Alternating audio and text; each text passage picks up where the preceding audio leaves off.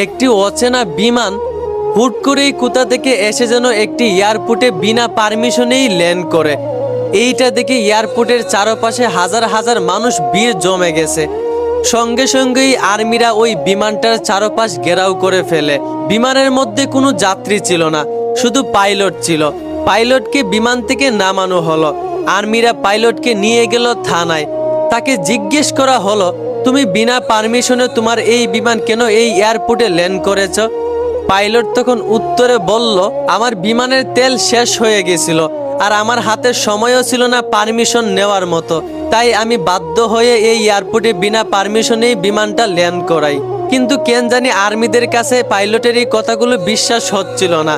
তারা সারা রাত ওই পাইলটকে থানায় রেখে দিয়েছে এবং সারা রাত ওই পাইলটকে বারবার জিজ্ঞেস করতেছিল যে আসলেই কি তেল ফুরিয়ে যাওয়ার কারণে সে এখানে ল্যান্ড করেছে নাকি এটা কোনো শত্রুদের ফাঁদ। সারা রাত তাকে জিজ্ঞেস করার পর পাইলটটা একই উত্তর দিয়েছিল। সকালবেলায় পাইলটটাকে ছেড়ে দেওয়া হয় এবং তাকে বলা হয়, এইবারের মতো তোমাকে ছেড়ে দিলাম, নেক্সট টাইম যে কোনো পরিস্থিতিতে তুমি এই বিমান বিনা পারমিশনে এয়ারপোর্টে ল্যান্ড করাবে না। এইবারের মতো ছেড়ে দিলাম, দ্বিতীয়বার এরকম ভুল হলে তোমার সারা জীবনের জন্য জেল হবে। পাইলট চলে গেল বিমান নিয়ে। কিন্তু অবাক করা বিষয়, পরের দিন সকালে দেখা যায় আবারও সেই পাইলট আবারও সেই অচেনা বিমানটা বিনা পারমিশনে সেই এয়ারপোর্টে ল্যান্ড করলো।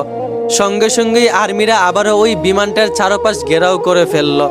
পাইলটকে বিমান থেকে নামানো হলো, কিন্তু আজকে ওই বিমানে একজন যাত্রী ছিল আর সেটা হচ্ছে মহিলা। পাইলটকে জিজ্ঞেস করা হলো, কি ব্যাপার, তোমাকে না কালকে খুব কড়াভাবে নিষেধ করেছিলাম, তোমার কি জীবনের ভয় নাই? তারপর পাইলট উত্তরে কি বলেছিল সেইটা শুনলে আপনারাও অবাক হয়ে যাবেন। পাইলট বলল, আমার অবশ্যই জীবনের ভয় আছে, তবে তার চাইতে বড় ভয় হচ্ছে এই মহিলাটা। আর্মিরা তো অবাক হয়ে গেল। পাইলট বলল, এই মহিলা হচ্ছে আমার বউ। আমি কোনো কিছুতেই বিশ্বাস করাতে পারতেছি না ওকে যে আমি কাল সারা রাত কোথায় ছিলাম।